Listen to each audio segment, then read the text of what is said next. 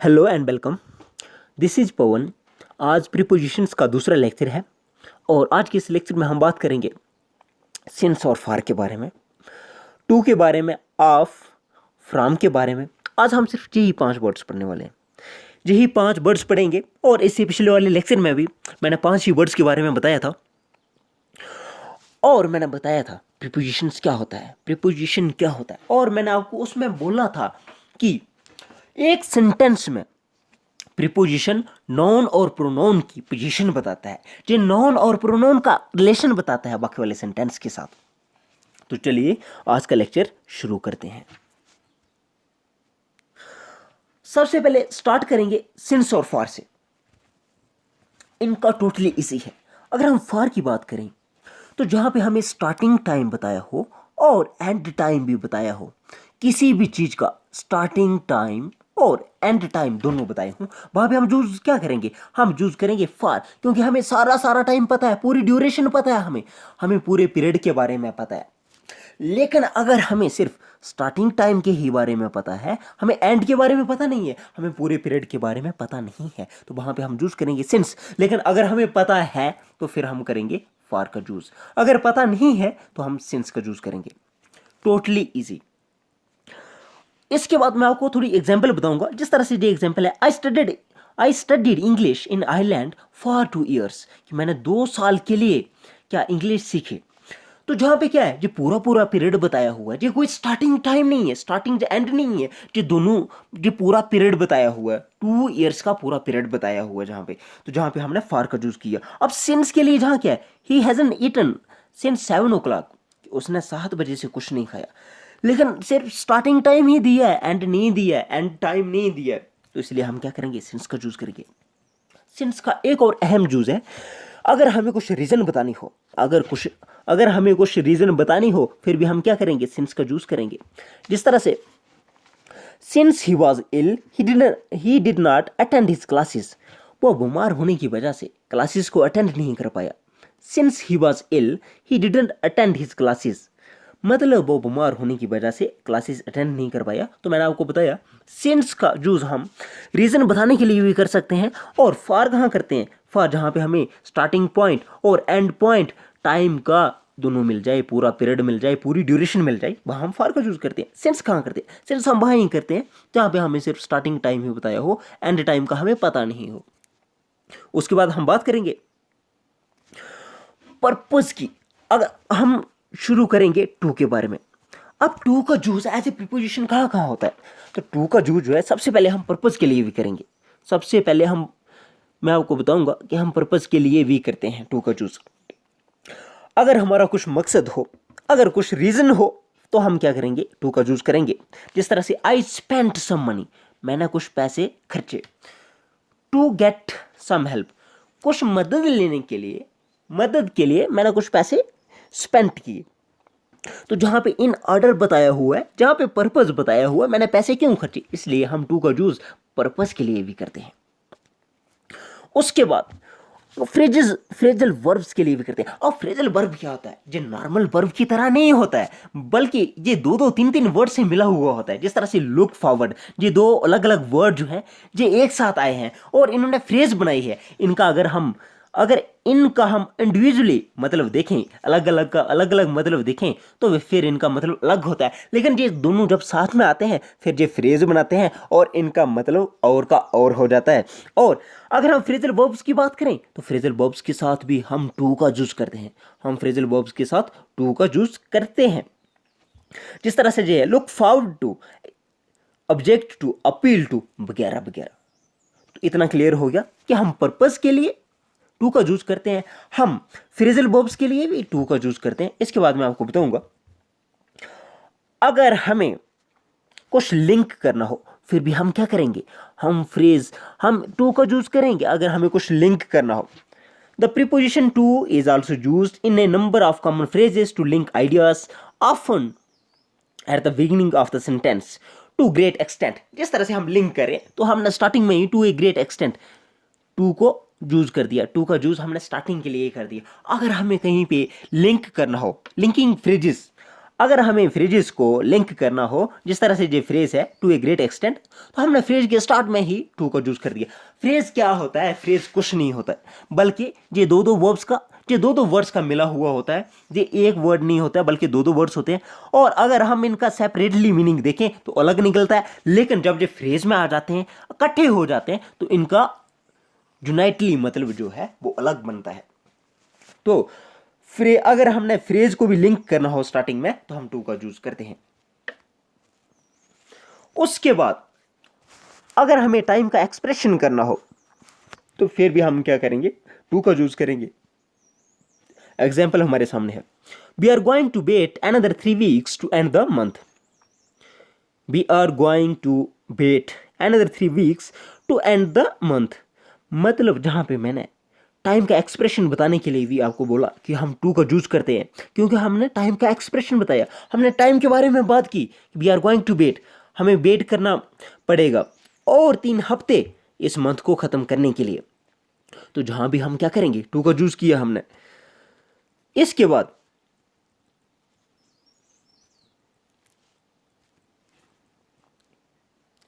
बाद हम देखेंगे मेड ऑफ या मेड फ्रॉम। मतलब ये हमारा पर्पज ये सारा दिखने का नहीं है, बल्कि ऑफ और फ्रॉम जो प्रीपोजिशन है, इनका मतलब इनको जानने का मकसद था। लेकिन इनके साथ में मेड भी लगा है, तो हम इसके बारे में भी बात करेंगे। अब देखिए, अब ऑफ और फ्रॉम जो है, इनमें डिफरेंस क्या है? अब मेड ऑफ और मेड फ्रॉम, ये एक ही वर्ड के साथ ऑफ भी कैसे लग गया और इसी के साथ फ्रॉम भी कैसे लग गया, हमें ये देखना है कि ऑफ का और फ्रॉम का यूज किस तरह से होता है। In general we use made of when talking about the basic material of something. हम मेड ऑफ की बात कब करते हैं? जब हम बेसिक मटेरियल की बात करते हैं। जिस तरह से मैं आपको एग्जांपल देता हूं, this table is made of would, ये टेबल लकड़ी का बना हो। मैं आपको एक चीज बताऊं, अगर हम कुछ भी चीज तैयार करते हैं और उस चीज की अगर शक्ल चेंज नहीं हुई हो, तो हम क्या करते हैं? मेड ऑफ लगा देते हैं। उधर हम ऑफ प्रीपोजिशन का यूज करते हैं। अगर हम कुछ भी चीज बना रहे हों और वो चीज जो है वो चेंज नहीं हो फॉर्मेशन के बाद भी, तो हम क्या करते हैं? वैसी की वैसी ही रहे, तो हम ऑफ का यूज करते हैं। जिस तरह say that this table is made of would, ये टेबल लकड़ी का बना है, पहले भी लकड़ी थी और बाद में भी लकड़ी है। और दूसरे नंबर पे this earrings made of silver, ये इयरिंग्स जो हैं, ये कानों में डालने वाले जो झुमके से हैं, वो किसके बने हुए हैं? ये रिंग सिल्वर के बने हुए हैं। तो पहले भी सिल्वर था, बाद में भी सिल्वर है। इसलिए जहां पे कुछ इतनी ज्यादा चेंज नहीं आई, तो इसलिए हमने ऑफ का यूज किया, इसलिए हमने प्रीपोजिशन ऑफ का यूज किया। अब मैं आपको बताऊंगा फ्रॉम का यूज हम कब करते हैं। जब हम कुछ भी चीज बनाते हैं और उसमें बहुत ज्यादा ट्रांसफॉर्मेशन आ जाती है, कंप्लीटली ट्रांसफॉर्मेशन आ जाती है। जिस तरह से दूध है, अगर हमें दूध का कर्ड बनाना हो तो टोटली ये चेंज हो जाएगा। इसलिए हम क्या करेंगे? अगर हम कुछ चीज बना रहे हैं और उसका एंड प्रोडक्ट जो है वो टोटली अलग निकले, तो उसको हम क्या करते हैं? मेड फ्रॉम का यूज करेंगे। मेड ऑफ और मेड फ्रॉम में यही फर्क है। इसके बाद मैं आपको बताऊंगा फ्रॉम क्या है। फ्रॉम का मतलब होता है से। जिस तरह से ये आई एम फ्रॉम यूएस, मैं यूएस से हूं। आई एम फ्रॉम इंडिया, जिस तरह से मैं लिखूंगा आई एम फ्रॉम इंडिया, मैं इंडिया से हूं। The scene is from an old movie, ये जो सीन है, ये जो छोटी सी क्लिप है मूवी की, ये कौन सी मूवी से है? ओल्ड मूवी से है। I borrowed a book from the library, मैंने ये किताब कहाँ से खरीदी? लाइब्रेरी से किताब खरीदी। तो मतलब जहाँ से का मतलब भी, फ्रॉम का मतलब से भी होता है। और एज ए प्रीपोजिशन जब हम यूज करते हैं, तो इस तरह के सेंटेंसेस हमें मिलते हैं। उसके बाद मैं आपको बताऊंगा ऑफ। अब ऑफ क्या है? We often use of when talking about possession by inanimate objects, meaning something belongs to the object। अगर कुछ भी चीज अगर ऑब्जेक्ट को बिलोंग करती है, फिर भी हम ऑफ का यूज करते हैं। जिस तरह से जे ऑब्जेक्ट है, जे इसको बिलोंग कर रही है, जे ऑब्जेक्ट को कुछ बिलोंग कर रहा है, तो क्या हम क्या करेंगे? ऑफ का यूज करेंगे। The colour of the sky, मतलब किसका कलर? स्काई का colour. The name of the movie, तो ये ऑब्जेक्ट का क्या, ये चीज़ क्या ऑब्जेक्ट को बिलोंग कर रही है। The handle of the suitcase. अब ये क्या है, जिस तरह से ये ऑब्जेक्ट हैं, स्काई, मूवी और सूटकेस, ये इनकी बिलोंगिंग्स है। ये जो चीज़ें हैं, ये कलर जो है स्काई को बिलोंग कर रहा है, नाम जो है मूवी को है, और हैंडल जो है सूटकेस को है। ये चीज़ें जो है ऑब्जेक्ट को क्या कर रही हैं, इनको बिलोंग कर रही हैं। इसलिए हम ऑफ का यूज उधर भी करते हैं जहां हमें क्या करना हो। अगर हमें ये बताना हो कि कुछ चीज़ें जो है समथिंग बिलोंग्स टू ऑब्जेक्ट। चलिए नेक्स्ट देखते हैं। अगर हमें of is also used for physical surfaces with the words top, bottom, side, inside, outside. अगर हमें ये चीज़ें बतानी हो, अगर हमें फिजिकल सरफेसेस बतानी हो, अगर हमें कुछ जगह बतानी हो जो हमें दिख रही हो, फिर भी हम ऑफ का यूज़ करेंगे। जिस तरह से the top, bottom of the shoe, side of, inside of, outside of. देखो टॉप बॉटम क्या है, सरफेस है, साइड क्या है, सरफेस है, इनसाइड क्या है, सरफेस है, आउटसाइड क्या है, सरफेस। अगर हमें कुछ सरफेस बतानी हो, सरफेस क्या होती है, सरफेस जगह होती है। फिजिकल सरफेस क्या है, जिसको हम देख सकते हैं वो जगह, उसको जिसको अभी हम देख सकते हैं उसको हम क्या बोलते हैं, फिजिकल। उसके बाद मैं आपको बताऊंगा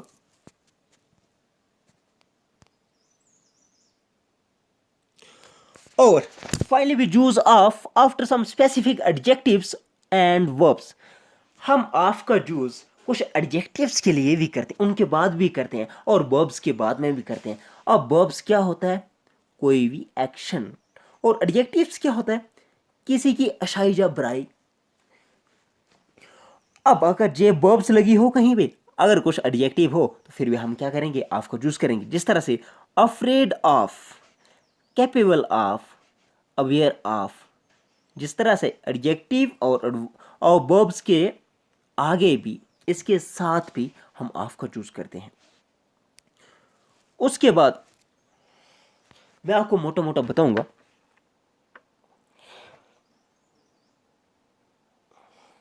कि अभी तक मैंने क्या पढ़ा, अभी तक मैंने आपको क्या बताया, इसके बारे में हम बात करेंगे। मैं थोड़ा सा आपको फार के बारे में भी बताऊंगा। हो सकता है जैसी भी मैंने आपको बताई नहीं हो, लेकिन मैं जहां पे बता देता हूं। अब फार का यूज क्या होगा, जहां पे अगर हमें कुछ चीज एक्सचेंज करनी हो, अगर हमें कुछ चीज एक्सचेंज करनी हो, अदला बदली करनी हो, हम क्या करेंगे, फार का यूज करेंगे। These books are available for 100 rupees each. देखो मैंने क्या किया, मैंने जहां पे किताबें ली और पैसे दिए, एक्सचेंज, जब हम कुछ एक्सचेंज करते हैं फिर भी हम क्या करते हैं, फार का यूज करते हैं। और दूसरे नंबर पे कुछ एक्सपेक्टेड चीज बतानी हो हमें, वो चीज जिसकी हम उम्मीद करती हूं, अगर हमें वो चीज बतानी हो, अगर किसी की कुछ एक्सपेक्टेंसी बतानी हो, फिर भी हम क्या करेंगे, फार का यूज करेंगे। जिस तरह से जो एग्जाम्पल है, you are bad for beginners. इसका ये मतलब नहीं है कि आप बिगनर्स के लिए बुरे हैं, इसका ये मतलब है कि आप बुरे हैं, आपसे स्टार्टिंग नहीं हो पाएगी। मतलब ये आपसे उम्मीद नहीं की जा सकती कि आप जो है बिगिनिंग अच्छा करोगे। You are bad for beginners, you are tall for your age. मतलब जितनी आपकी एज है, आप उस हिसाब से लंबे हैं, वैसे आपकी एज के मुताबिक हम ये उम्मीद नहीं करते कि आपकी इतनी लंबी, आपकी इतनी हाइट हो सकती है, आप इतनी टॉल हो सकते हो। उसके बाद that's too much work for you, जहां पे हम यूज कर रहे हैं, मैं आपको फार के बारे में बता रहा हूं कि जहां पे हम क्या क्या बोल रहे हैं कि that is too much work, कि ये बहुत ज़्यादा काम है जो आपसे नहीं हो पाएगा। इसलिए अगर हमें कुछ एक्सपेक्टेड बताना हो, अगर हमें कुछ एक्सपेक्टेड बताना हो, फार का यूज करेंगे। अगर हमें कुछ एक्सचेंज करना हो, फिर भी हम फार का यूज करेंगे। उसके बाद मैं आपको बताऊंगा सिंस।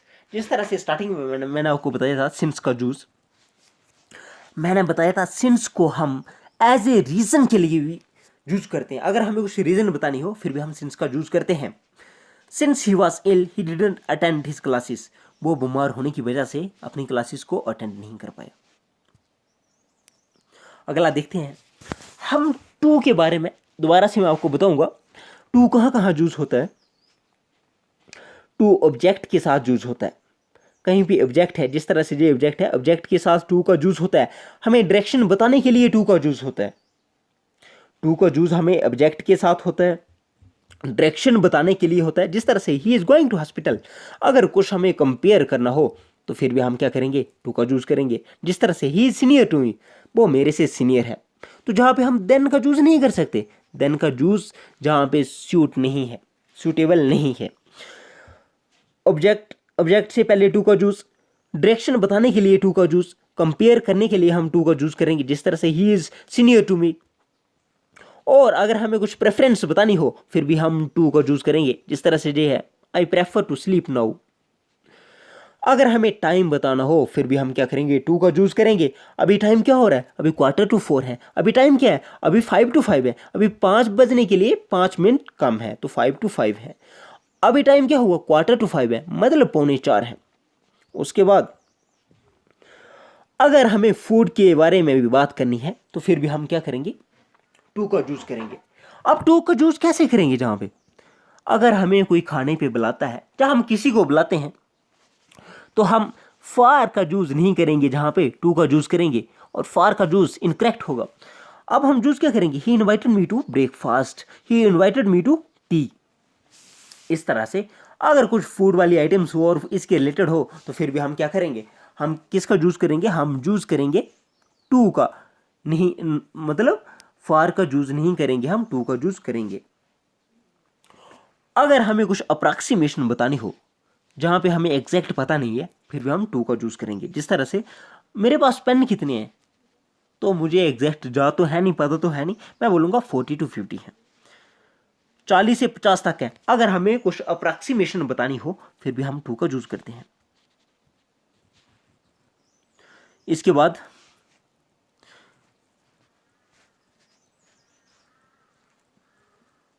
ऑफ के बारे में बात करेंगे थोड़ी सी, इसको भी सम अप करेंगे।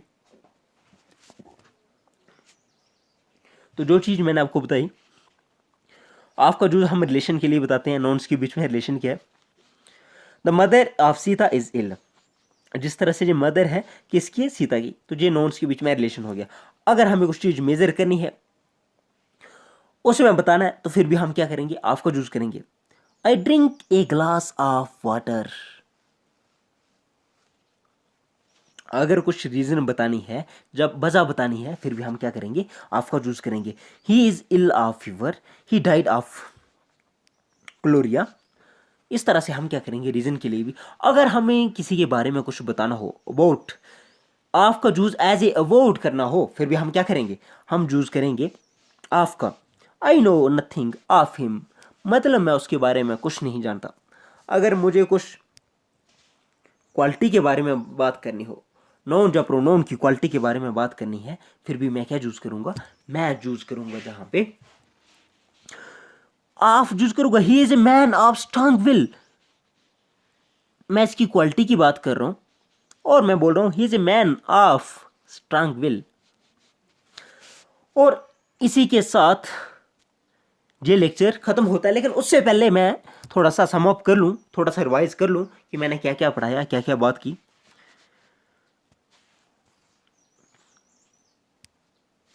तो मैंने सिंस के बारे में बात की, फिर मैंने फॉर के बारे में बात की, टू के बारे में बात की, ऑफ के बारे में बात की, और सिंस हो गया, और फ्रॉम के बारे में बात की।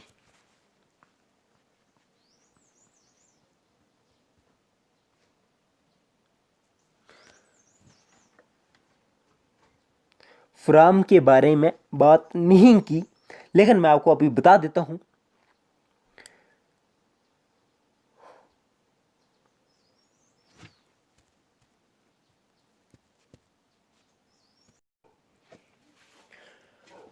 तो मैं बता रहा था फ्रॉम के बारे में।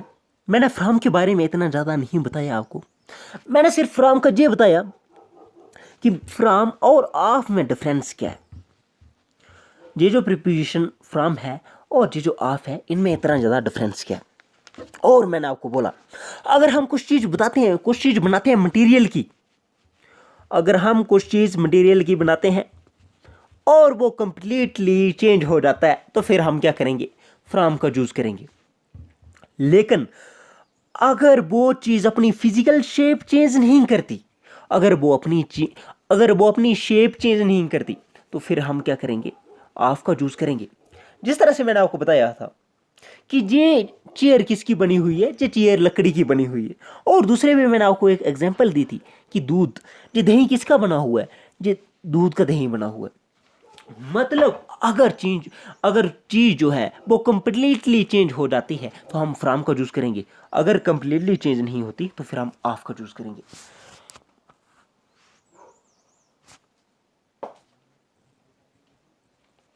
फिर हम ऑफ का यूज करेंगे।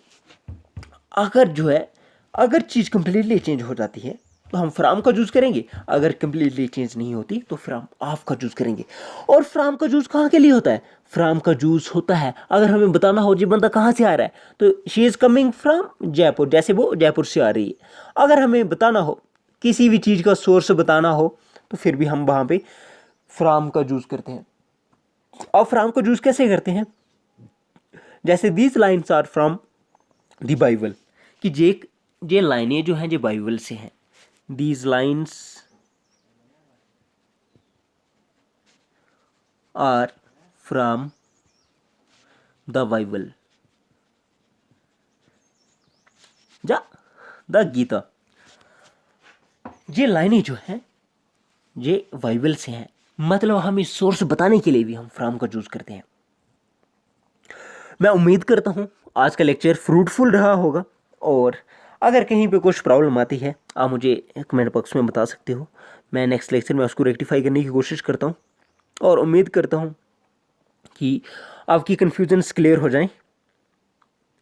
चलो इसी के साथ लेक्चर ख़त्म करते हैं। Thank you and bye.